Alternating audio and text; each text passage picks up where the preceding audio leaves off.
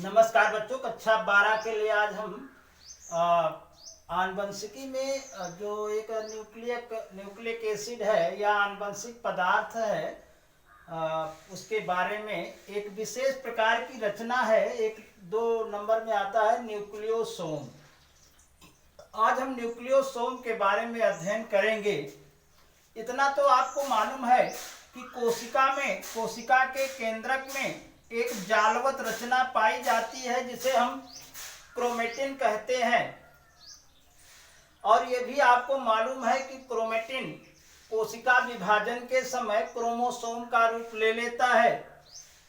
अब ये क्रोमेटिन ये बताया जाता है कि ये स्मूथ यानी एक ही लंबाई और मोटाई के नहीं होते हैं।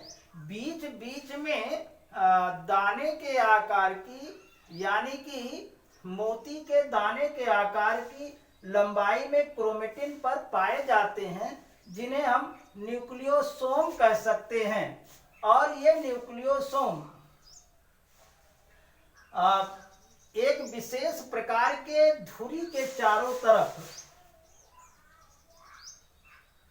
लिपटे हुए होते हैं, यानी हिस्टोन प्रोटीन के धुरी के चारों तरफ डीएनए के जो है हेलिक्स आपस में लिपटे हुए होते हैं। और यही ये भी बता दें कि अब अगर हम डीएनए का अध्ययन करें तो पराकुंडलन के माध्यम से डीएनए का अध्ययन करते हैं। और ये डीएनए का जो पराकुंडलन है, पराकुंडलन की प्रथम अवस्था है।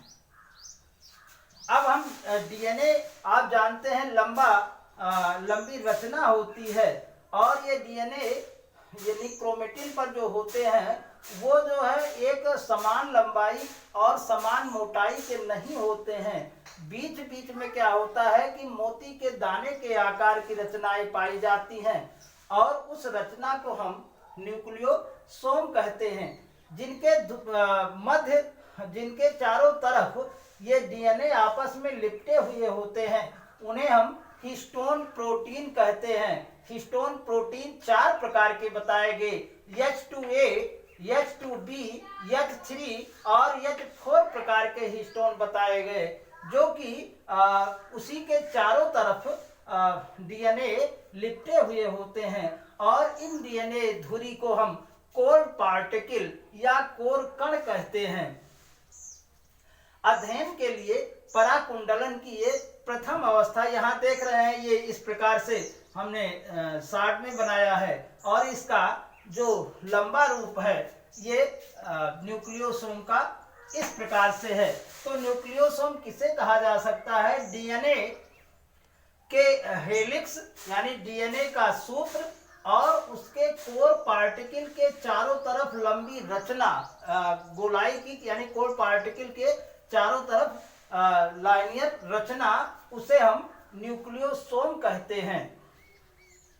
तो इस आधार पर डीएनए का अध्ययन हम आसानी से सरल हो जाता है। और इसे विल्किंस ने जो है सर्वप्रथम न्यूक्लियोसोम शब्द को प्रतिपादित किया। मॉरिस विल्किंस हैं। और हम अध्ययन के लिए इसका पराकुंडलन करते हैं या वैज्ञानिक अध्ययन के लिए इसका पराकुंडलन कहते हैं। तो प्रथम पराकुंडलन में जो रचना दिखाई देती है, या यूं कह सकते हैं आप इस प्रकार से, मान लिया डीएनए है और यहाँ पर ऐसे वीड के आकार की रचनाएं पाई जाती हैं। और ये पूरा का पूरा जो भाग होता है उसे हम न्यूक्लियोसोम कहते हैं। और ये जो जिसके चारों तरफ डीएनए लिपटे हुए होते हैं उन्हें हम कोर पार्टिकल कहते हैं। कोर पार्टिकल हमने बताया कि 4 प्रकार के हैं, जो हिस्टोन प्रोटीन के बने हुए होते हैं, H2A, H2B, H3 और H4। तो डीएनए का न्यूक्लियोसोम इसी प्रकार 2 नंबर में आता है। बाकी ऑनलाइन क्लास सब लगभग बंद होने वाला है। कोर्स भी अपने स्थान पर आ जा रहा है धीरे धीरे। 21 से सुनाई पड़ रहा है खुलेगा बाकी क्लास में। धन्यवाद।